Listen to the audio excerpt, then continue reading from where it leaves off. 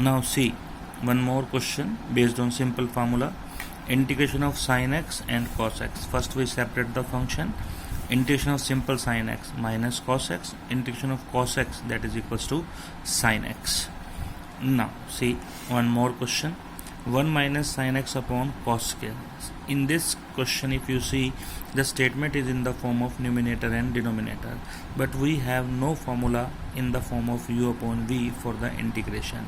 So first of all, we try to separate, because it is a single term in division, so we try to separate 1 upon cos square minus sin upon cos square. 1 upon cos square, that is secant square, sin upon cos square, sin upon cos tangent x, and secant x. Integration of secant square, tangent x, integration of secant and tangent, it is secant x plus c. Now in next question, if you see, there are two terms in the form of multiplication, but we also don't know the method of integration for u into v.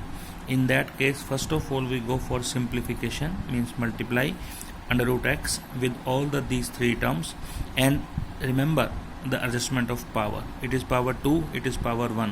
When base are same, then powers are added, so it become x to power 5 by 2. When it is multiplied, it become x to power 3 by 2. When it is multiplied, it become 3x to power 1 by 2. Now this 3 is a constant, so it remains as such. Only x to power 5 by 2 is participate in integration, so it is increased by 1, 5 by 2 plus 1, it makes the result 7 by 2, 7 by 2. Similarly 3 by 2 increased by 1, it is 5 by 2 divided by 5 by 2. Similarly 1 by 2 increased by 1, it is 3 by 2 divided by 3 by 2. If x to power 3 by 2, you can take common and find out the result.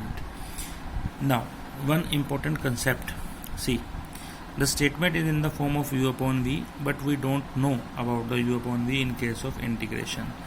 In this case, it is x minus 1, so it is not possible for us to separate for each term. Therefore, we go for the process of long division. It is the first rule of integration. Whenever you observe a statement, if numerator power is equals to denominator or numerator power is greater than denominator, in that case first go for division. So we go for the ordinary division. This statement is completely divide x square plus 1, so this complete result will be shift into x square plus 1 now. Simple integration of x square plus 1, it is x cube upon 3. Integration of 1, it is equal to x plus c. Remember one thing, in case of integration, whatever the formula we have, according to that formula we transfer our statement into that format, so that we can find out the integration. In case of derivative, we always find the derivative of any function. There is no problem with derivative. But in integration, we have some specific results, and we try to change the statement in that specific statement. Only then we are able to find out the integration. And be careful, in integration u upon v is not there, so we always try to change the statement into that format whose integration can be known by us or whose integration can be solved by us.